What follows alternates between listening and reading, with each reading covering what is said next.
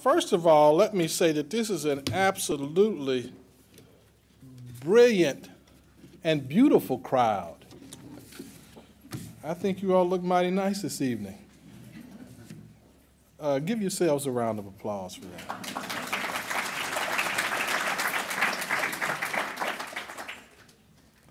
that. Before we begin this evening's proceedings and welcome Ambassador Zhong Jianhua, I would like to ask all of you to turn off your cell phones and other electronic devices. As you'll note, to my right, your left, we have our cohorts at 3 other universities that are being video linked. So we have a lot of equipment operating tonight, and we want to make sure we don't have any interference. So I just got a new iPhone today. I don't know how to work it quite properly. My daughter refers to me as a digital immigrant, and I don't think that's far from wrong. So if mine goes off, you all will understand. I tried. Distinguished guests, students, faculty, as the director of the African Presidential Center at Boston University, it's my pleasure to welcome all of you to this evening's lecture and video conference. In addition to those of you in this room, let me welcome the students and faculty joining us via video conference from Morehouse College in Atlanta, from Elizabeth City State University in Elizabeth City, North Carolina, and North Carolina A&T in Greensboro, North Carolina. We look forward to you all making a contribution during this evening's deliberations. There are also a few other people that I'd like to acknowledge. We have a number of members of the BU community and faculty. Tim Longman, the chair of our African Studies Center, Dr. Mignagon, the director at the BU Center for the Study of Asia. Stand up a minute so folks can see who you are.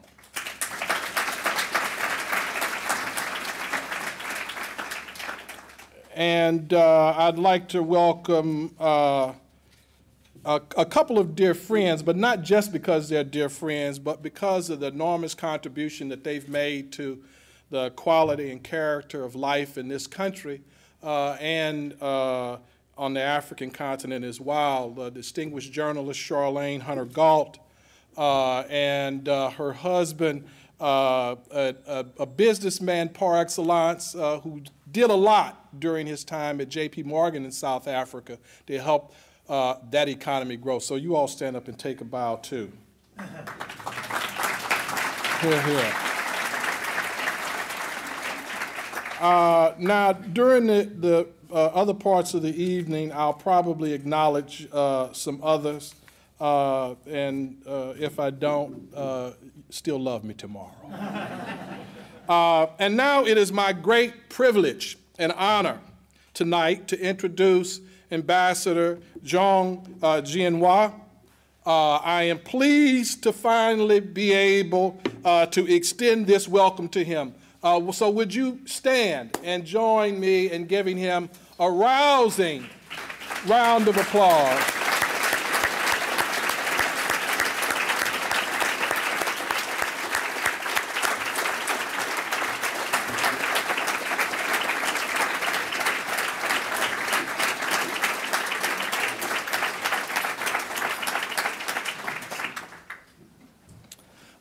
This is a high point for us at the African Presidential Center.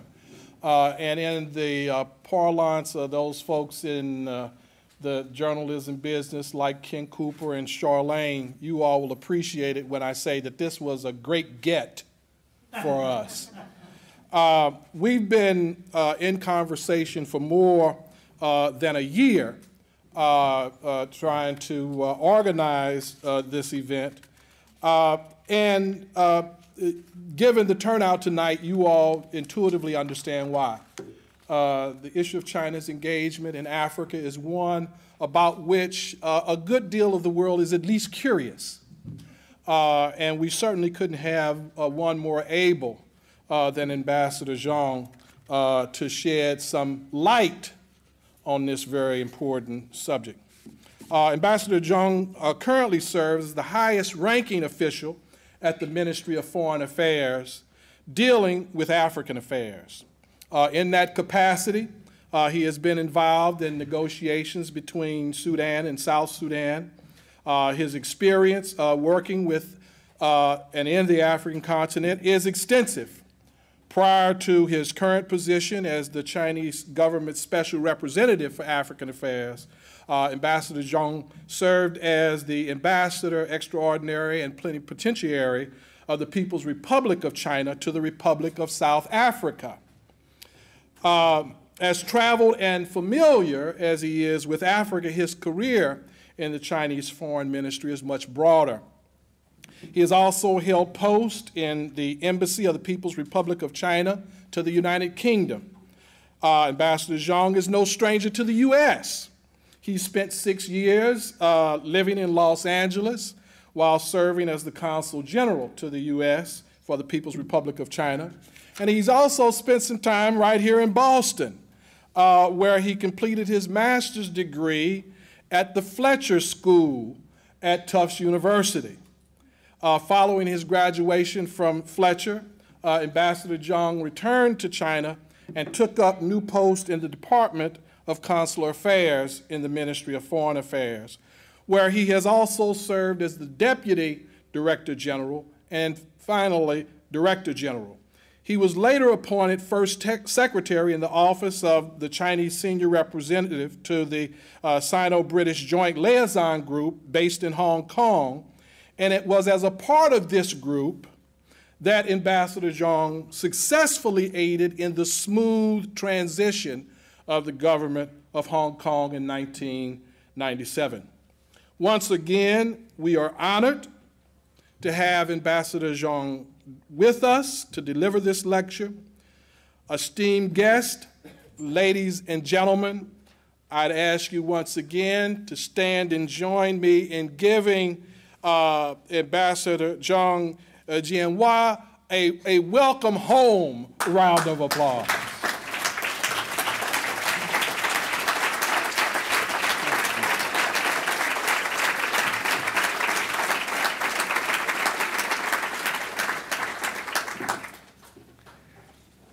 Thank you, Ambassador Stith. I really feel honored and flattered to be here, and I feel also very humble to come back home. This is my second home, Boston. That was really, really long time ago when I was pretty young at the time. Cycling around in Boston area is really very exciting for me. Probably too old to cycle around now. Okay, I'm being asked to talk something about how China sees Africa and what China doing now in Africa. It's a great challenge. Now, I'm only being appointed to this position in February. And though I've already traveled several times to African continent and other part of the world concerning all about African affairs. Anyway, we have prepared a speech for tonight. It's on how China sees Africa. I will first finish my official part of the work to state out the Chinese official standard on the African perspective from Chinese side. And then I will probably also talk something about my personal feeling and personal experience when I serve as ambassador in South Africa, and also be very glad to answer questions you have. Probably that's the most enjoyable part for myself. We see Africa as a very, very hopeful and a very important part of the world, politically and economically. The African dynamic economic growth encourages high spirit at its prospects. In the first decade of the 21st century, Africa's annual economic growth rate was average 5.7%. And the 6 out of 10 fastest growing economists were in African continent. Most of the African countries have recovered from the global financial crisis. In 2011, African economy increased by 3.6%. The continent's impressive growth looks likely to continue. The IMF predicts that 7 out of the 10 fastest growing economies in the next 5 years are African countries. Africa becomes the important cooperation partner of the major economies. Based on internal peace and stability, a majority of African countries take measures to improve the development environment and strengthen the ties with international economies. The developed countries and the emerging economies are optimistic of the prospect of Africa and enhance the cooperation with Africa. Especially the cooperation in trade and investment between Africa and emerging economies is closer. Africa plays an important role in promoting reform of the international economic system. As its overall strength rising, Africa takes part in international affairs more actively, succeed in increasing the representation in international financial institutions, and strengthen solidarity and coordination in the global issues, such as international financial crisis, climate change, the WTO Doha Development Round negotiation, and the sustainable development. However, Africa still faces major challenges in its development. The injustice and inequitable international economic order still affect world peace and development, which keeps Africa in a weaker position in world economy. Some unsolved structural problems, weakness of economic foundation, dependence on foreign assistance, unbalanced development, high unemployment rate, and the growth rate of population, etc. Some uncertainties and destabilizing factors in the African peace and the security situation notably remain, especially the deep impact brought by the turbulence in Western Asia and Northern Africa. The global financial crisis is still spreading and deepening, and the world economic situation remains grim. Under the principle of enhancing friendship, treating each other as equal, extending mutual support, and promote common development, China deepens comprehensive and practical cooperation with the African countries, and genuinely helps them strengthen capacity for self-development. Bilateral trade has grown rapidly. For 3 years in a row, China has been Africa's biggest trading partner country. Bilateral trade rose to $166.3 billion from only $10 billion in 2000. While Africa's export to China from $5.6 billion in 2000 to $93.2 billion in 2011. Trade mix has been improved constantly. Notable progress has been made in cooperation in financing. The international financial crisis has put African countries under huge pressure of funding shortage. China delivered on its commitment of providing $10 billion of lending of a preferential nature to Africa and supported Chinese financial institutions in increasing commercial loans to Africa. Giving higher priority to social benefits, China completed a number of projects to increase production capacity and improve people's well-being. These projects have enhanced Africa's capacity for self-development. Chinese investment in Africa has registered strong growth. China has been Africa's second largest overseas market of project contracting and the fourth largest overseas investment destination. By June 2012, China had invested $45 billion in Africa, including over $15 billion of direct investment.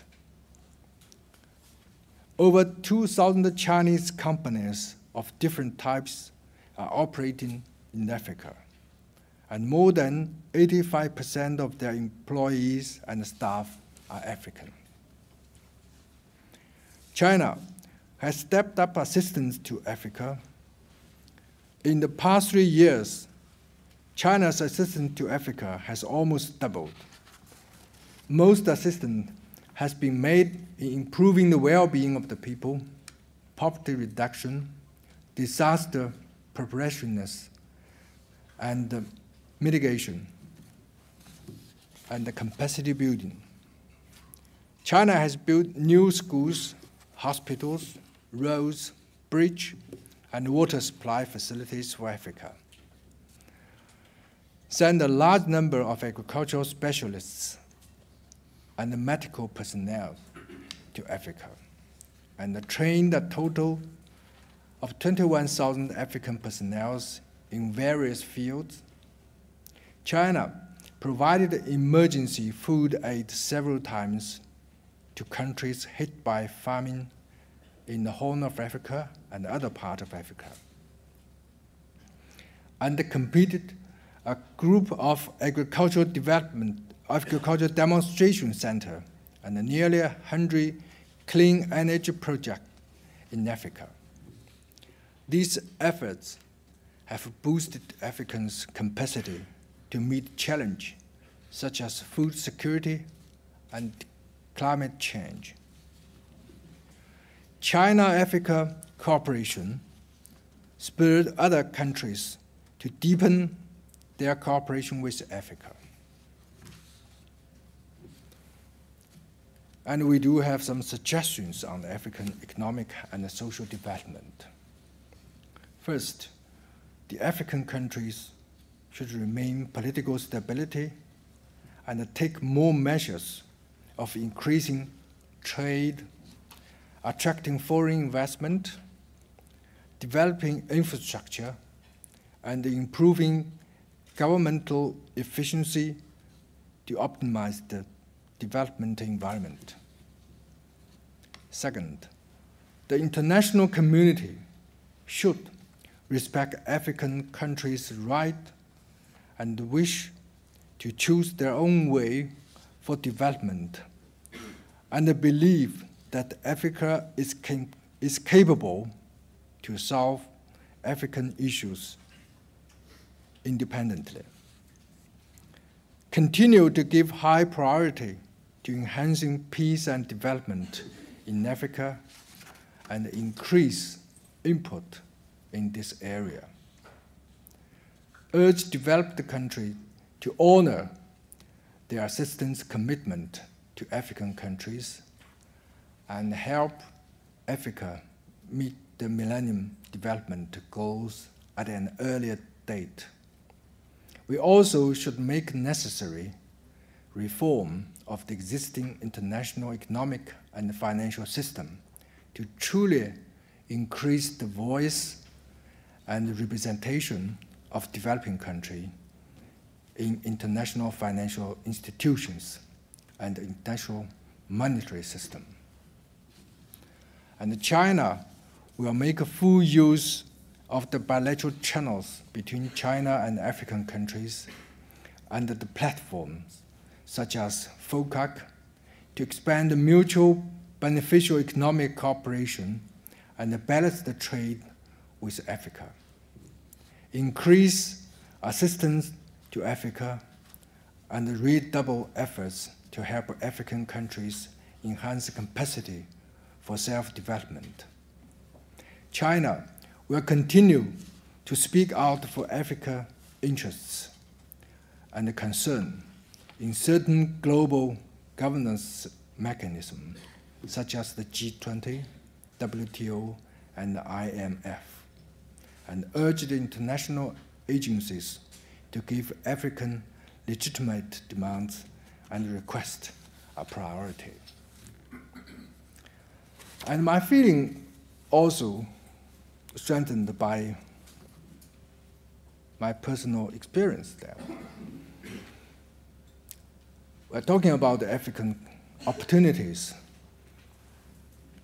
About 10 years ago, when you talk about the world economy, probably you have to mention about China, because China is merging as a very important part of the world economy at the time. If you don't talk about China, no one will listen to you talk about the world economy. Now, as I understand, this trend has increased or extended to Africa. I was in Addis Ababa in May, joined the World Economic Forum there. Now, every year, they have 3 sessions of World Economic Forum. In the beginning of the year, January or February, usually they have it in Davos in Switzerland. The second one is in spring, in May, either in Cape Town or in another African city. Then they have the summer, called the Summer Davos, that's in China. The latest one is 2 weeks ago, last week, yes, in Tianjin, China. The place they choose, of course, Davos itself is the initiated organization. They put it in Switzerland. The other 2, I think, also indicated in the economic fields, people see the future of the economy. They choose 2 important factors. One is China. Another one is the future of the economy, that is Africa. I started to join all these World Economic Forum when I was in South Africa. The trend is very clear. People all talk about Africa. It's not strange.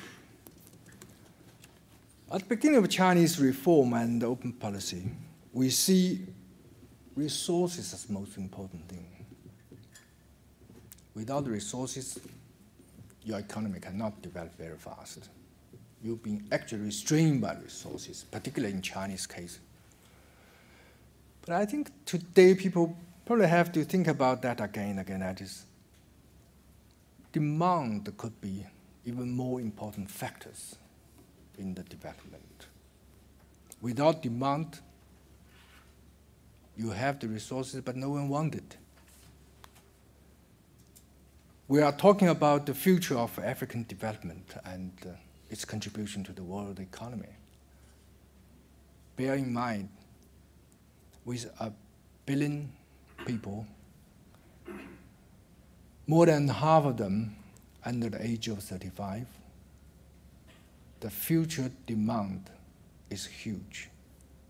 Not only because of the age, because of the number, because also the level of their living standard and the development at present. We regard the Chinese reform and open policy bring about the prosperity to China.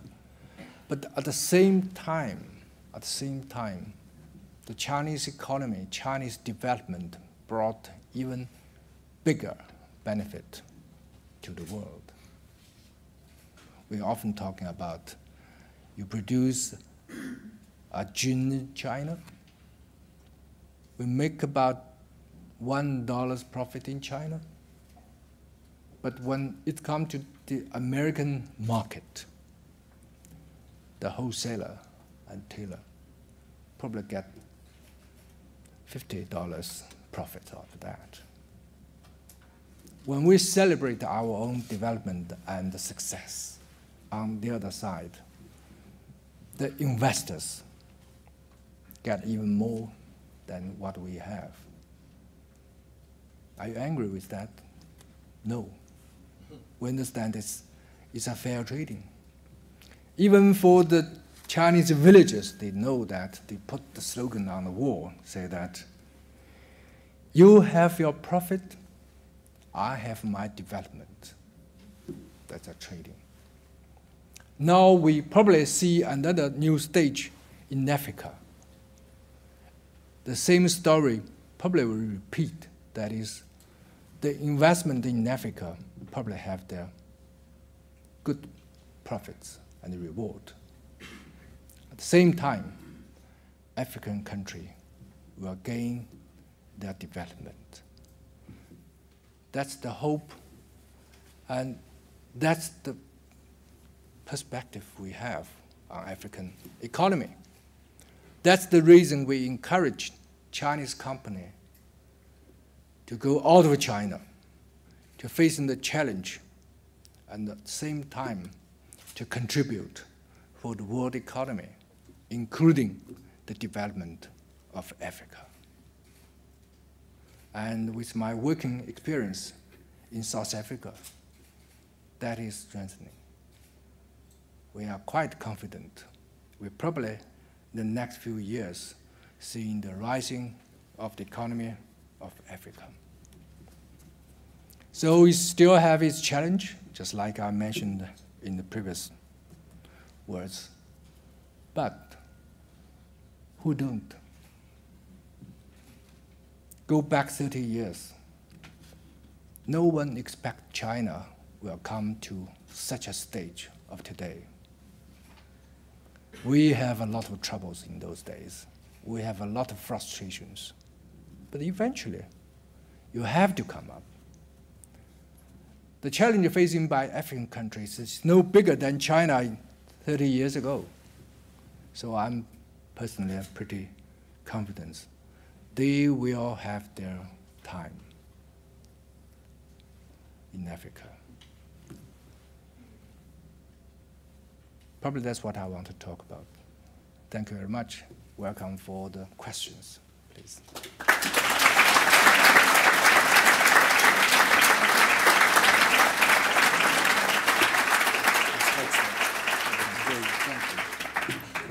I'd now like to call my colleague, Dr. Nana Akua Anyidoho, who is our distinguished scholar in residence. She's a professor at the University of Ghana in Legon. We've interacted as colleagues through our collaborative, and we're glad she's with us this year. And she's going to moderate the rest of the session. Thank you.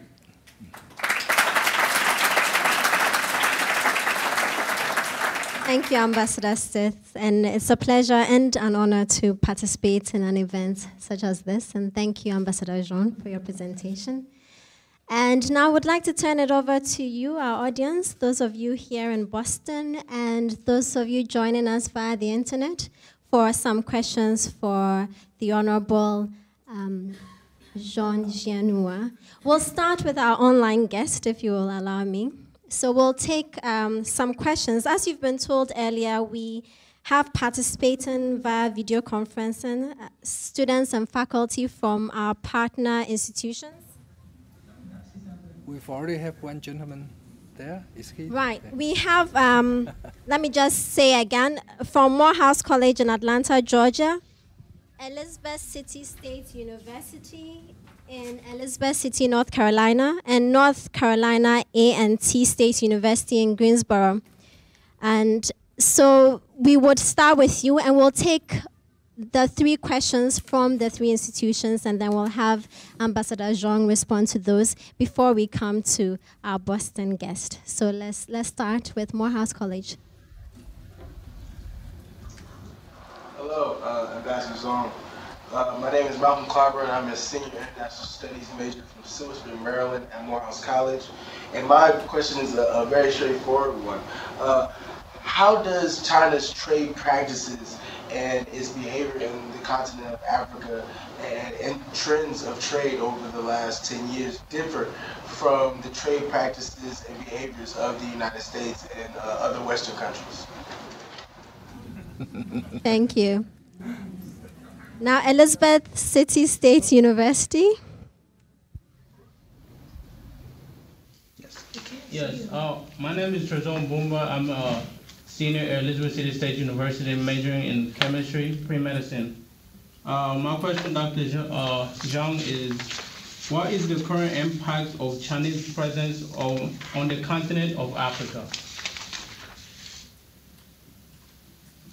What is the impact of Chinese presence in Africa? Could you repeat that, please? Yes. Yes, what is the current impact of Chinese presence on the continent of Africa? All right, thank you. And then the final question from North Carolina A&T. Hello, Ambassador Zhong. My name is Ron Dolphus, political science major, representing North Carolina A&T State University. My question is, to what extent is the expansion of Chinese trade with Africa an indicator of Chinese addressing domestic Chinese economic demands and concerns? And to what extent do you anticipate China becoming more of a market for African-produced goods? Excuse me, I didn't quite catch his question. Could Can you I ask repeat you- that repeat it maybe slowly, a little please? more slowly for us? Thank you. The video is not very clear. No, we see you, that's not the problem. We just can't hear you very well. Okay. To what extent is the expansion of Chinese trade with Africa an indicator of China addressing domestic Chinese economic demands and concerns? To what extent do you anticipate China becoming more of a market for African-produced goods? Can you repeat that? Slow down. Oh, yeah. I think Verity can help us with that question. So, Okay, the question was, to what extent is the expansion of Chinese trade with Africa an indicator of China addressing domestic Chinese economic demand and concerns? And to what extent do you anticipate China becoming more of a market for African-produced goods? Thank you. Thank you. thank you for those questions, Ambassador Zhong. Yeah, the first question is ask me to compare what's the difference between Chinese trade in Africa of United States trade and other countries' trade in Africa.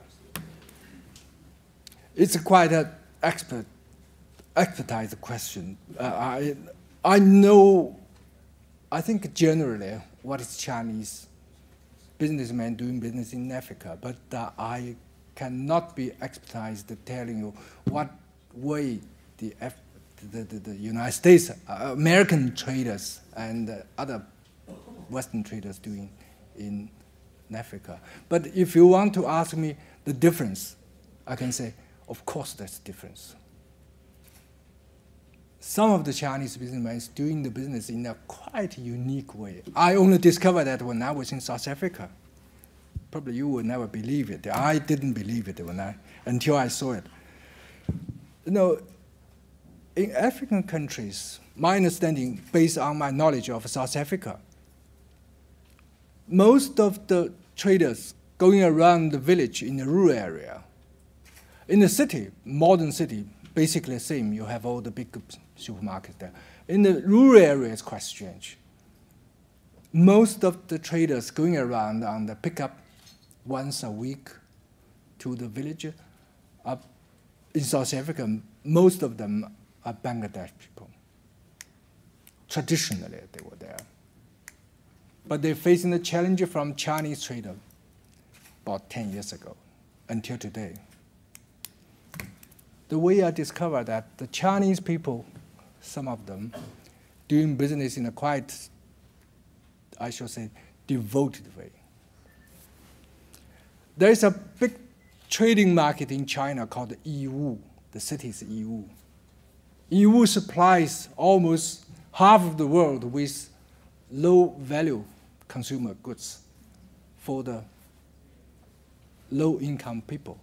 In China and outside China, there are so many people from Middle East, from African countries, and also from Southeast Asian countries come to buy things in that place.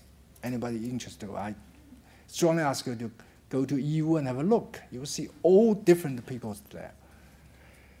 The Chinese traders go to EU and rent the container and equip that container with all chefs and put different goods in the container and keep a small place for living quarter.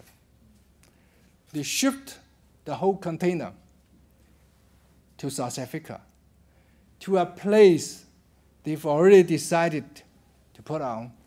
Usually it's in the center of the village, the rural area, and they put it down. They put a guy inside and open the door. It's got 24/7 service to the village. By this means, they wipe out all the Bangladesh traders. The goods, it's cheap. I cannot say the quality is as bad as described by the media sometimes, because if that, you cannot go on with business. You are there. They take the goods back and use it. If it is damaged immediately, they come back to ask you why. They want to change it. So you have the business there. You need to keep at the least adequate quality to satisfy people. Normally, one container goods will last for about 2 months' time. They make profits. It's really making profits. But it's really hard working. You live in the container. You don't know the language, let alone not only English, but also Xhosa, Zulu. They try to learn that, live there for 2 months. You probably learn some basic language. But anyway, they rely on a small calculator to tell you how much it is. That's the way they do business. I don't think Americans doing business that way. No Europeans doing business that way. Embassy itself, I will not discover that. I was really a little bit upset. Upset about two sides things. First, is it too hard for these Chinese working in such condition? You live in the container, you stay there for 2 months, knowing nobody, but do business. They say, it's good. I can still enjoy my life here. Probably it's better than in the village. The income is good. And then we also worry about the other side. Do the villagers accept that?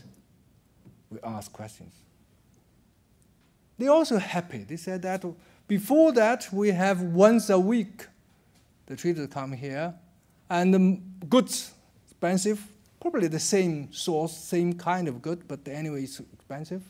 Now we have 24/7 service. What more can you ask for? They are satisfied. We also approached the local authorities, said that, is that legal? They said, no forbidden things on that. We are happy to see the service.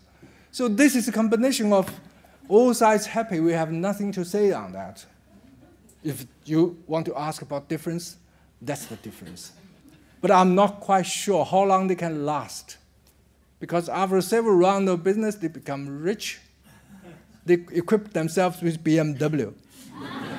With BMW, do you still want to live in the container? It's a big question.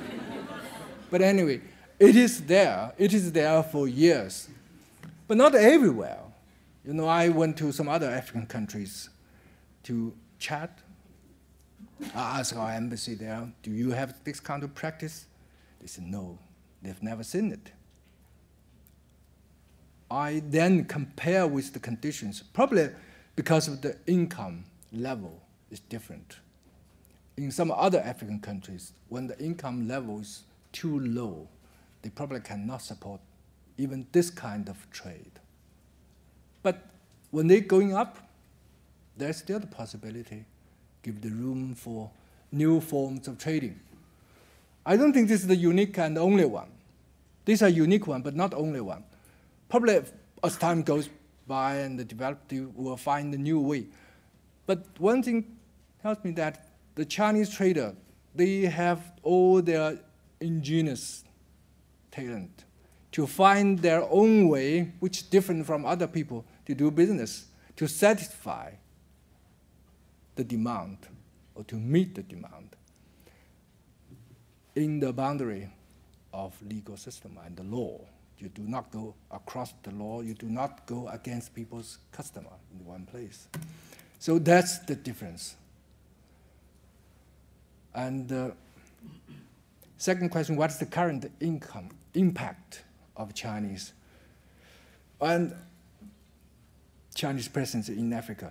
Talking about Chinese presence in Africa, sometimes I have to argue with people that China was in Africa pretty long time ago. According to a British captain in the Navy, a retired one, he wrote a famous book saying that from 14th century, Chinese fleet reached the shore of African continent and leaving some kind of trace there. Though the evidence was not very convincing, but anyway, China is not stranger to African continent. At least we know during the liberation movement in this continent, China is a strong supporter of the independence and the liberation there. And we also helped the African people to build the first Chinese support railway called Tanzania-Zambia Railway. At the peak of the time, we sent over 60,000 Chinese technicians and workers working there. Actually, more than 100 Chinese technicians and workers give their life for the building of this railway. And it's a political railway. It's for the support of struggle in Southern Africa against the apartheid regime in South Africa. And then, with those years of development of ourselves, both sides need to have this trade and cooperation. So the presence of Chinese in Africa is for quite some time. So I do not see a current impact there. Probably both sides influence each other. That's the way I want to see it, and also I will accept it. I don't know what kind of impact people are talking about, but mostly, I think Chinese presence is being accepted by the African people, their government, and their leader. The third question is a little bit complicated. I know that the trade in Africa, does that reflect Chinese domestic economic demand or something? Yeah, to some extent you may say so. we also suffered from this world financial crisis. Impact is huge on Chinese economy. We try our best to resist it and to make our own economy still keep a certain acceptable growth. But we do have a big challenge. Government try to do everything to stimulate the economy. On one side, we try to persuade the Chinese people to spend, just save, spend money to expand the domestic market, but not successful. You know, people's mentality change very slow. And on the other side, we try our best to expand our export. But that depends on what market you are going in. The capacity of the market is also important. But when you see the world, the African market, however you do, it is quite limited capacity. And so I think we just try to meet with our challenge. And so far as I see, the trade between China and Africa is really increasing, just I have given you the figures showed. And basically, the trade is in favor of African countries. But same time, we encourage the African country to expand the export to China. We actually reduce, sometimes get rid of the tax, import tax from African countries' products. We give this kind of favorite treatment unilaterally to the most less developed African countries. Just like what we feel is sometimes not very capable, we feel it's not easy to stimulate the African export to China. We open a particular big hall in EU. The place I mentioned is most biggest trading center in China. We provide the space for African country to open their shops in that particular place free of charge. We organize the African country to set up the windows in this most convenient place to promote their export. And most of the African countries start to build up their windows in this place. But we still have to wait for some time to see the effect of this kind of expanding efforts for African trade to China. But I believe with a huge market in China, whenever they can open that trade to China, start the trade to China, the potential is really great. That's what we encourage. We do our best to expand that import from African country to China. Thank you. Thank you.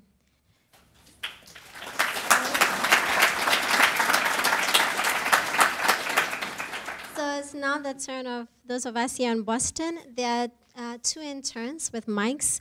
So if you have a question, if you raise your hand, then I'll have a mic brought to you, and I have lots of options here. I think hand went up there first, so can we have a mic to the gentleman in black there? And then the second one over here, and then I'll move down.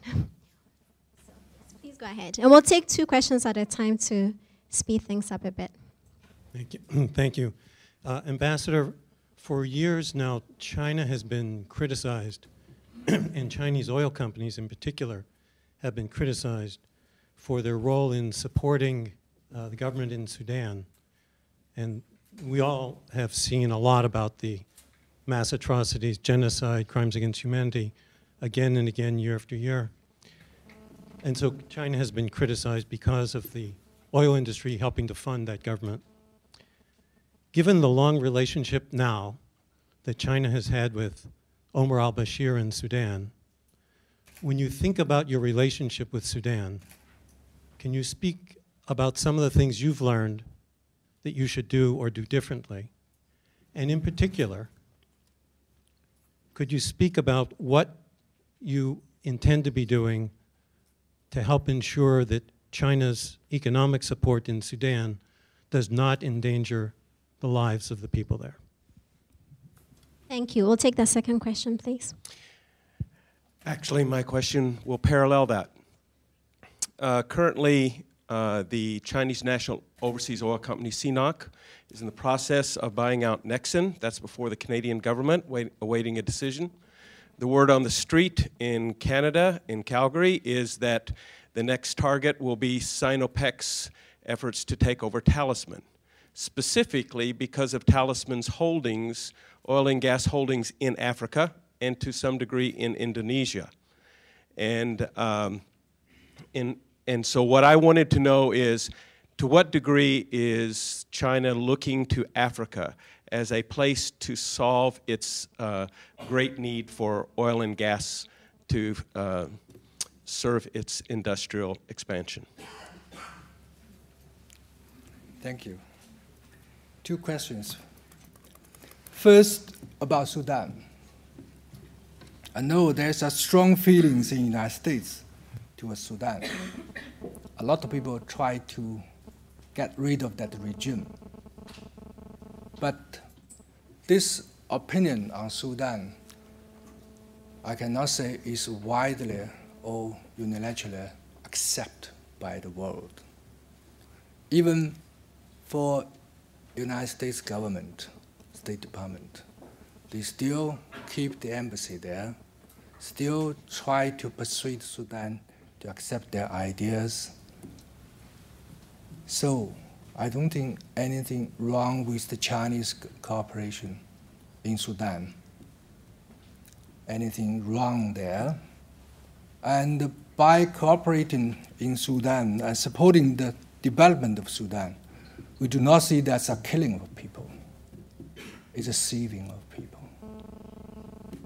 Sometimes people have their opinions quite extreme, particularly about the regime change for those who they don't like. But oppose this opinion on other people is not fair. People all have their own views of the world. We don't want to be taught by other people, to be taught by other people.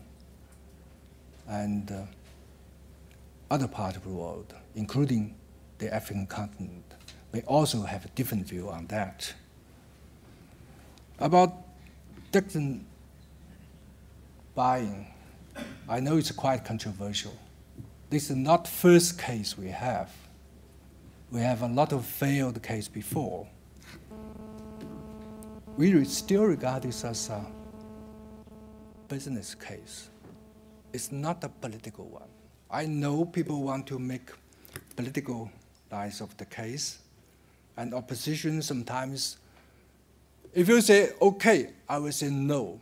If you say no, I will say okay. That's the play in the Western world. I think people live here know the tricks of this kind of play. It's no strange. Controversial is always there. But if you ask me what will be the next target, I can frankly tell you, I don't know. I really don't know. Even if I'm the member of the board, I'm not supposed to tell people around which will be my next target. Then you buy the share of the company. You make a fortune out of it. No, I don't know. I really don't know. If it is so, it is the commercial secret they keep. They definitely want to keep it. But what is the Chinese intention for its own growth need? We are a party. We are a member of the World Trade. If you are a member of the World Trade, fair buying, fair selling is the daily life. But African oil market, the share of African oil market, 33% goes to Europe. More than 30% go to the United States. China is only 18%.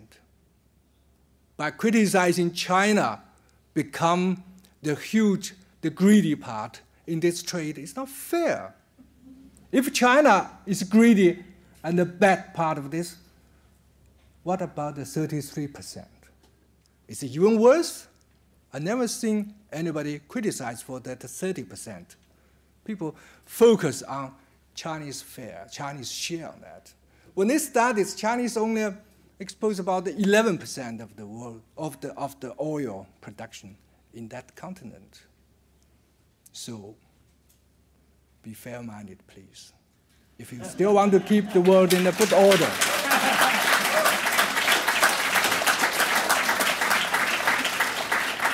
We'll take another round of questions. So we'll take one question from you. Madam, yes. And while my attention is here, we'll take a question from the gentleman.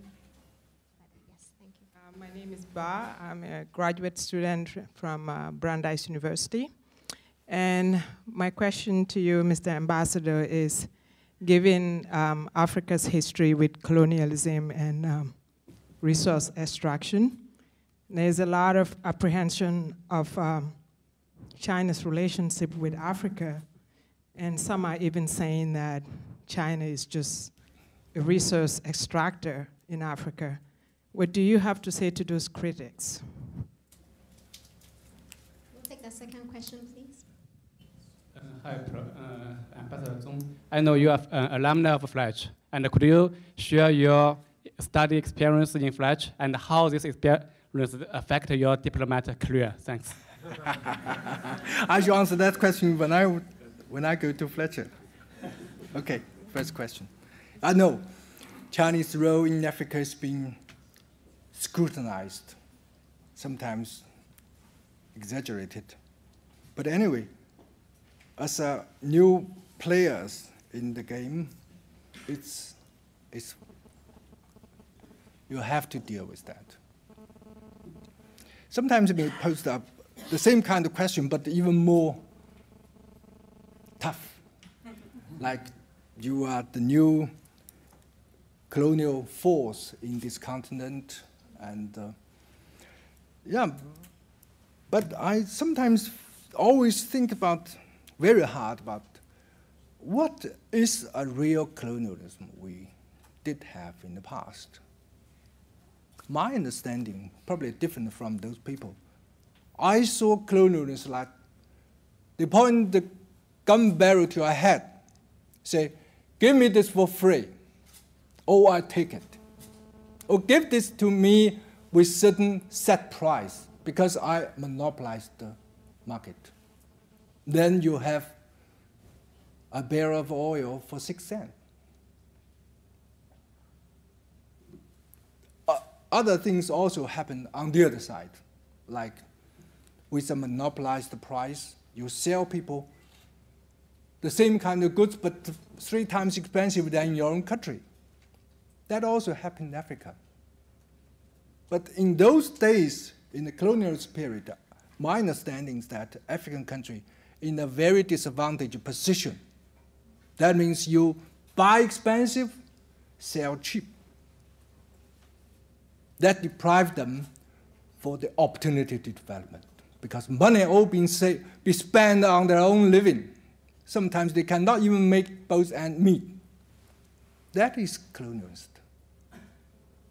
But today, I think it's totally different. What they sell of the raw material is more than 100 times more expensive nowadays than in those days. What they can buy, the consumer goods, is probably also 100% cheaper than what they had before. So the situation is the other way around. That is, buy cheap, sell expensive. What's wrong with that? That's the brick of the monopoly. African country in a much, much stronger position in this kind of trade, though the structure is not satisfied. By selling raw material can never make you industrialized. But one thing is different.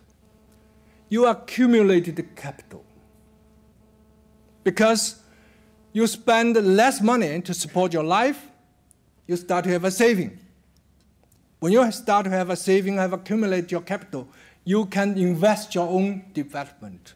You can invest for the infrastructure, which you never had opportunity before in that old order. That's the difference. If you say this system is colonialist, you are not fair. That's what we are now facing in African continent. We try to influence people, try to consulting people that when you have the savings now with such huge sale of the oil, of other raw material with such a splendid, beautiful price, when you have to accumulate your capital, do things for infrastructure. Even Chinese villagers know, want to get rich, you build a road first. This is the things we try to encourage, try to help to do in that continent. Only with this, you can change the structure of this continent, make the industrialization of this continent possible.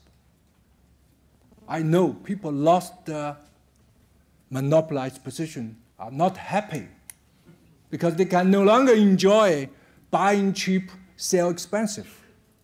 When I was in South Africa, I talked with one of the opposition member of the parliament, opposition party, a white lady, very nice, because as a new ambassador, I have to visit all these political figures.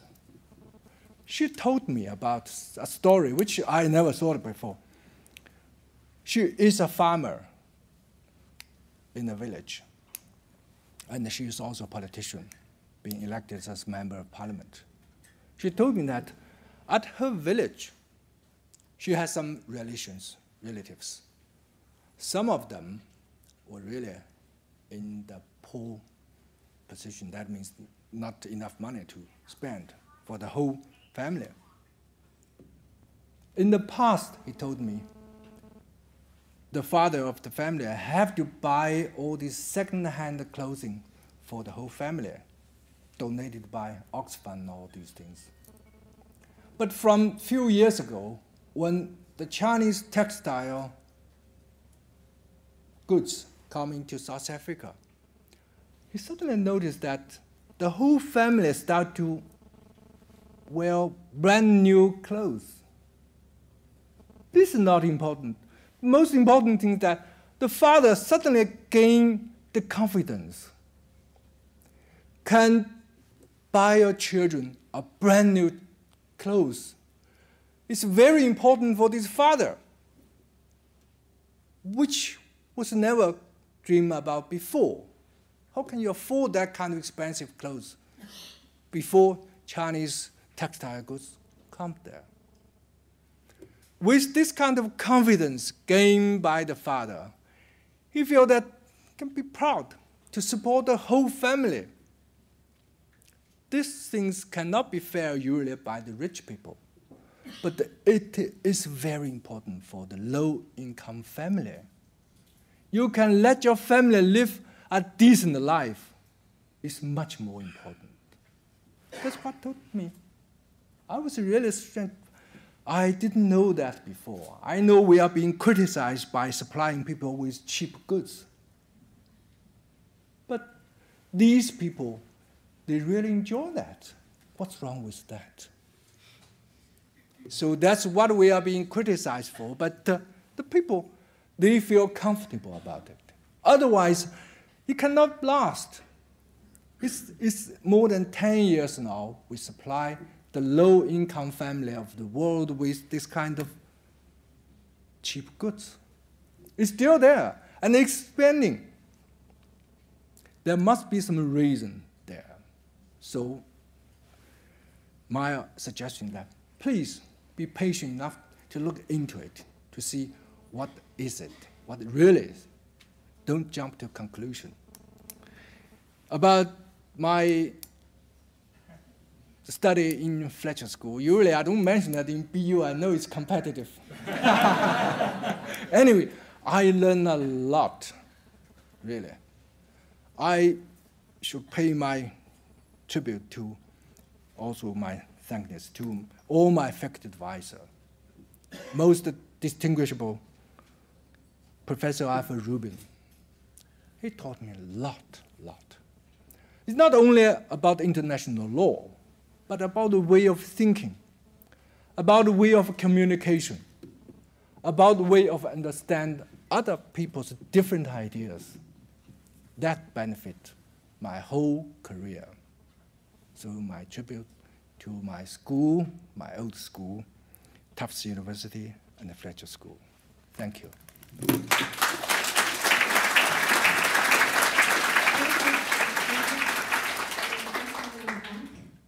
And since we are doing over here, middle, and one at the back there and the other at the corner. Can we manage that? Please go ahead. Mr. President, I'm Asma from Iraq.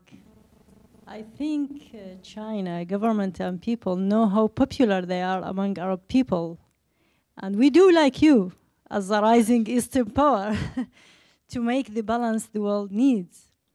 Yet we wonder, why did you always support the old regimes, for example, in Libya and Egypt, and you are doing the same in Syria? To some extent, I feel that you are disappointing those who loved you. So why? Thank you. Thank you. Gentleman right at the edge with the glasses? No. Seated with his hand up. Yes. Thank you. Mr. Ambassador, you mentioned in your opening remarks about climate change and sustainability, and you talked in your responses to questions about a railroad project that was constructed by China. I was wondering, I understand China has quite a bit of development that has gone on in alternative energy and solar panels, among other things. I was wondering if you had any plans to do major projects or significant projects about helping African nations develop alternative energy sources, and perhaps even a plant such as manufacturing solar panels or some other kind of way, so it would have a tremendous market, it would seem, in Africa, and China could give a big boost to those economies as well as helping diminish global climate change. Thank you. Thank you. And our final question, please. Yes. Right there. Mm-hmm. Thank you, Ambassador. Is this on? Thank you, Ambassador Jianhua. Given the increased demand and resources that have been allocated to China and Africa aid, I'd like to hear, what do you think about the excess burden of acute and chronic disease borne by many of the African countries, and how do you see going forward that this will impact this trade? I'm sorry, what disease? Acute and chronic diseases, HIV, AIDS, and HIV, malaria. yes. And thank you. And the second part of that, what is China doing to address this reality? Thank you. Thank you very much. First question about why China always support this hated regime. It's a tough question, I should say that. If you generalize Chinese position as supporting them, I think that's a little bit too far away from that. If you want to put it more accurately, probably that China is not strong enough to supporting those countries who want to get rid of this regime. I should say that China was not strong enough as those countries who want to get rid of that. But those countries who get rid of this country also suffer. You know, we try to learn these things, even for Chinese government. One interesting thing reminds me, probably I shared with you. You know, a newly born country in this world is South Sudan. They were only established last year. Now it's 13 months of its birthday. The president of South Sudan came to visit China in April. accompanying him came a media group. I'm the one to receive this media group. They interview me. The first question, pretty tough one, just like yours, is that, you know, this regime killed us for 50 years with China's support. What they do is they indicate the Sudanese government. So you are the friend of our enemy. And then you know who you are. It was a pretty tough one. I can think about that. What he refers to is our non-interference of the internal matters policy. I say that our relationship with Sudan is a normal diplomatic relationship.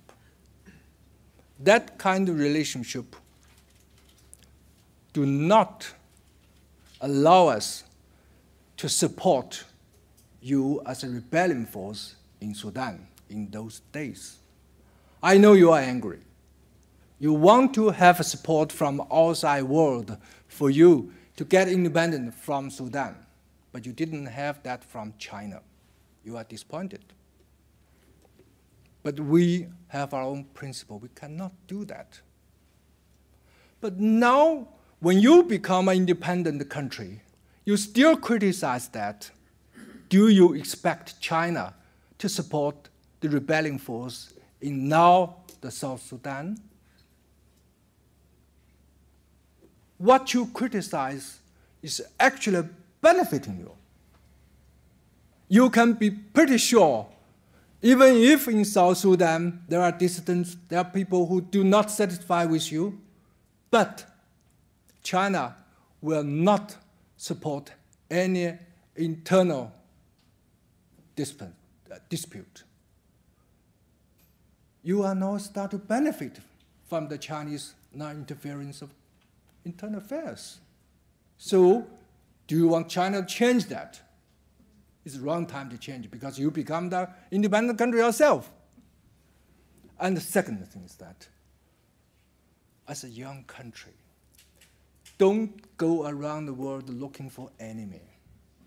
Go around the world looking for friends. That's the most important thing. Whoever the young regime come forward, don't go around the world for enemy.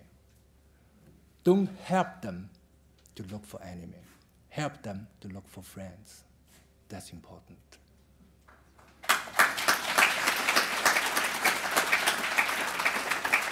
Second question is about the significant and major project in Africa for against that climate change and clean economy. I know the expectations are high, but at the same time you should know that China is still a developing country. We do have our own problems about this climate change challenge. We will never try to get away from our obligation and the responsibility to help the other brothers and sisters in the developing country. But at the same time, I should say that with our own challenge, with our own burden, talking about the major and the significant project in other countries, probably is a little bit too much. We will do our best to help, but at present, I don't think we have the ability to do major or significant big project in African continent, let alone it is still our economy pretty young, still a lot of challenge, and still a lot of experiment there. So on that stage, talking about the major significant project could be quite risky. And if it is not efficient enough, it cannot last very long. So let's facing this challenge together with the African countries, but also together with developed world who actually affected us for the last 200 years of the climate change. For HIV and what China can do, almost the same kind of answer. We have HIV disease in China ourselves. It is also a big challenge. The challenge is not only on medical side, but also on social side. We do have a big task to educate our own people. What is HIV? How to deal with HIV-affected people? We have politicians, government officials, even movie stars come to help, come to educate our own people. But at the same time, we also try to do our best to help African continent to deal with this. But I should say, we admire the American government's efforts. They donated billions of dollars, treatment, medicine. I think they show their responsibility doing that. We also, ourselves, will do our best to give our assistance on that. But compared with the United States, we are a small brother. Thank you.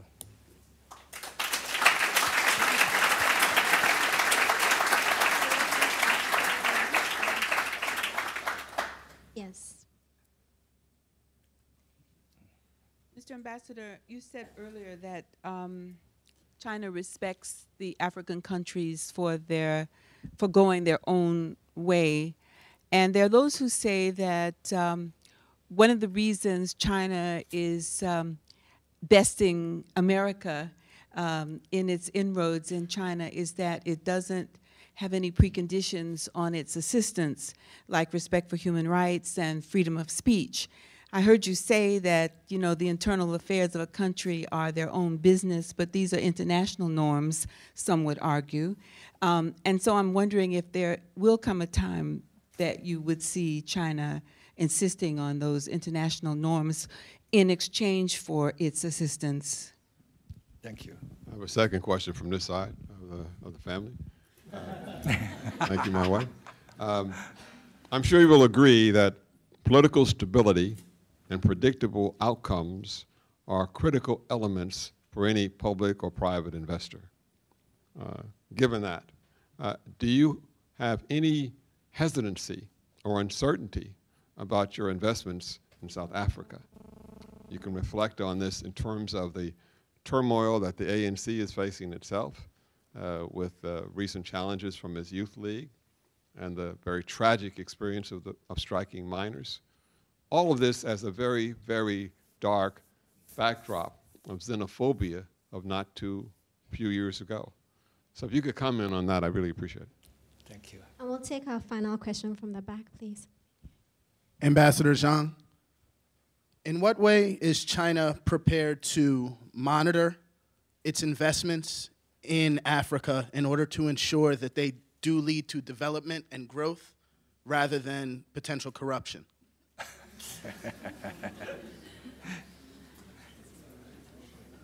Thank you. First question. About the international norm.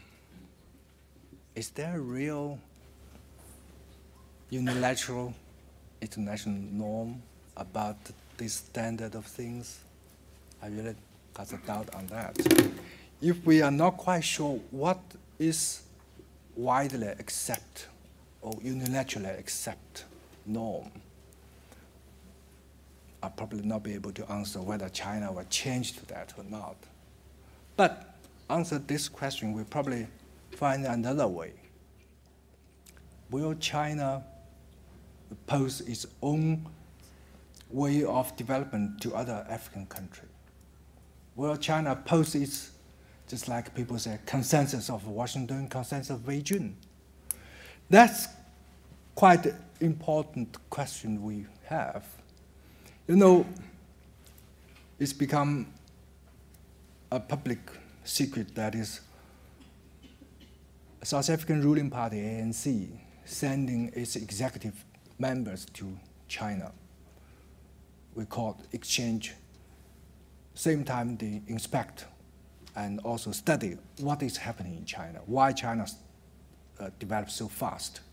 As an ambassador there, I was really a little bit nervous about that.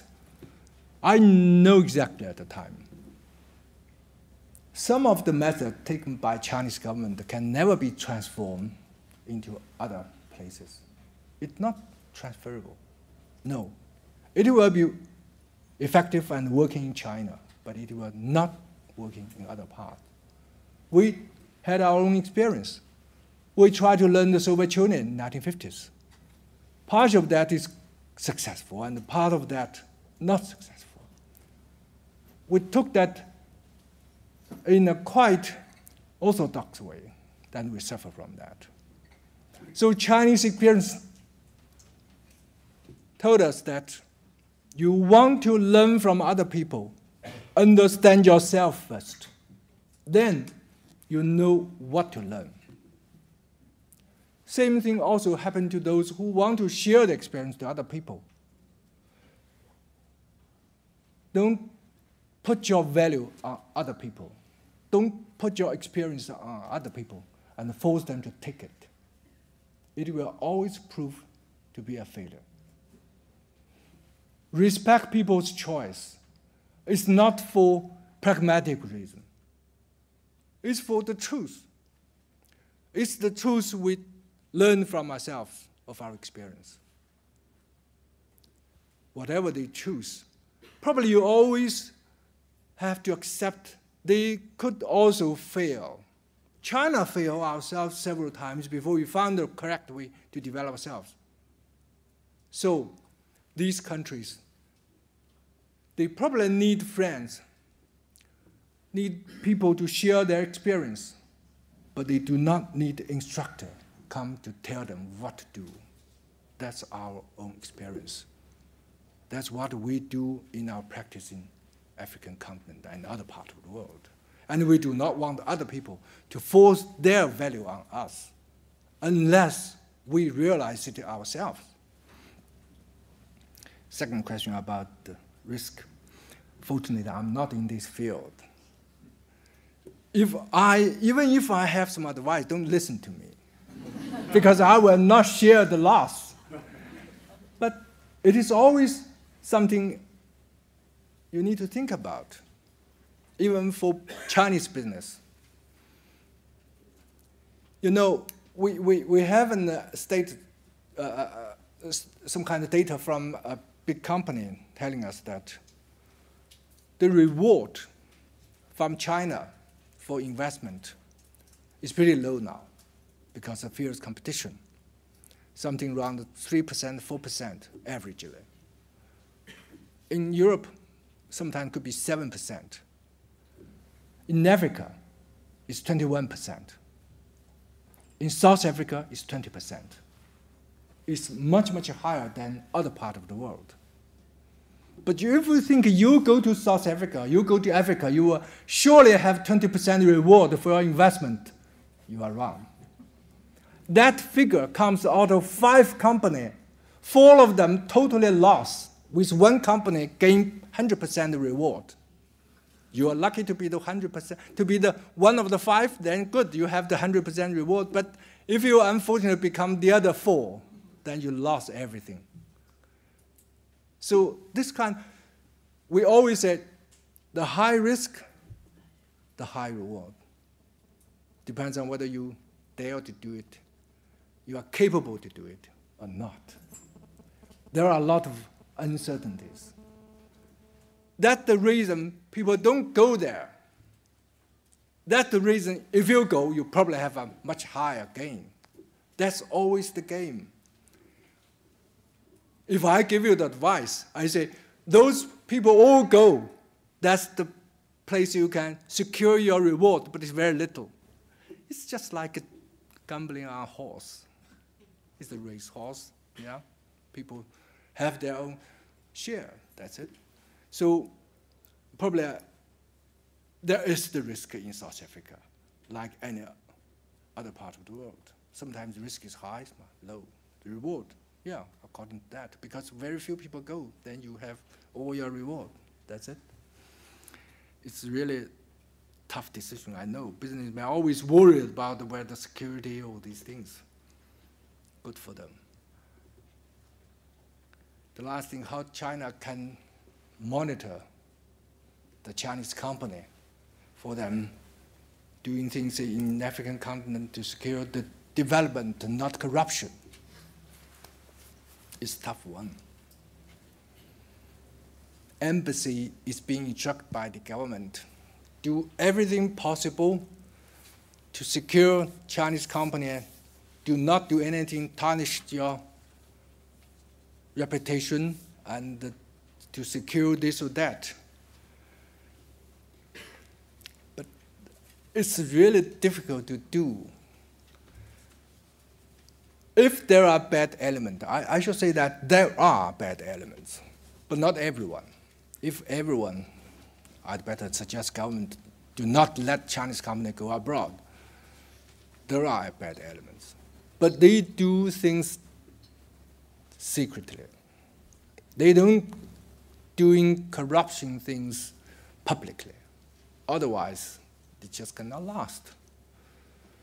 But anyway, we are trying in two fields, which I now spend time discussing with the Chinese scholars, Chinese businessmen, and officials. We probably have to learn from the Western country on the legislature side. We have some examples from Western side. They punish the company, bribe Chinese officials in China. That's quite ingenious way of doing things. How can they extend their arms long enough into other countries' jurisdiction and punish their own company doing things wrong according to their own law? It's something worth learning. I think this is something we need to learn from Western country. Because if you don't do that, these companies will actually make the whole country look very bad, make the whole business look very bad. But this is a tough one, hard one. I think that's not enough. We need to do on the other side this softer one. We probably also will mobilize the Chamber of Commerce, do something on that. Like you are all in one business, fair competition is needed. If someone tries to bribe the official to have unfair advantage on other companies in the same business, you will surely be boycotted by every other company. Let's set the rules for all the business abroad. We hope by doing in these two ways, we probably can prevent some kind of corruption, bribing, all these bad things. We need to see whether that becomes effective or not. We have to fight against that. Otherwise, you have no future in that continent. Thank you.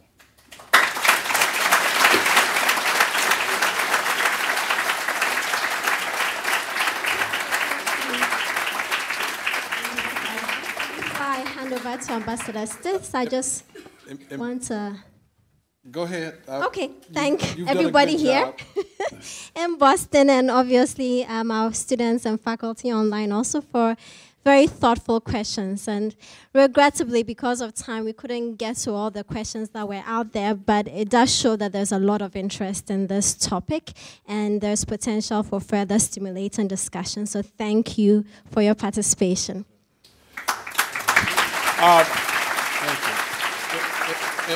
Ambassador, before you take your seat, I have several mementos that I'd like to present to you as a small token of our appreciation for this very insightful presentation and robust conversation. Wouldn't you agree? Yes. Thank you. Let's give Ambassador Zhong another rousing round of applause. Thank you.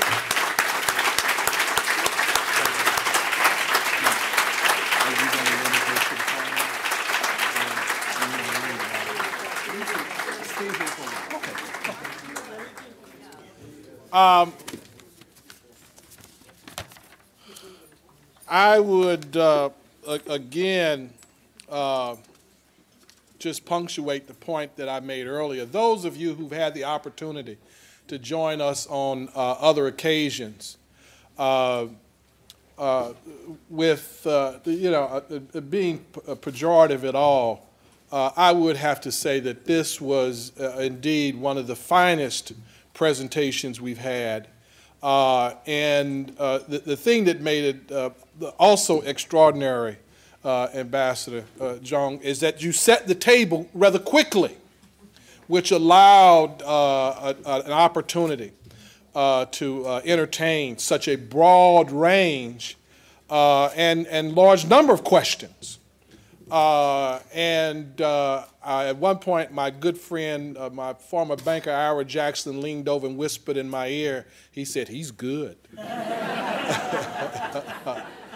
I thought, the candor and to use your word, the confidence and openness in responding to the questions that were raised made this a particularly enlightening evening. And again, my friend, I want to thank you. Hear, hear.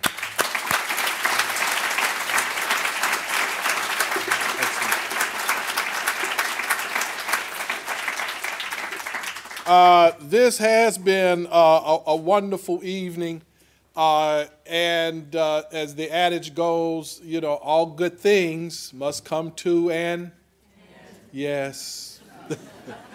And we are drawing close to that point.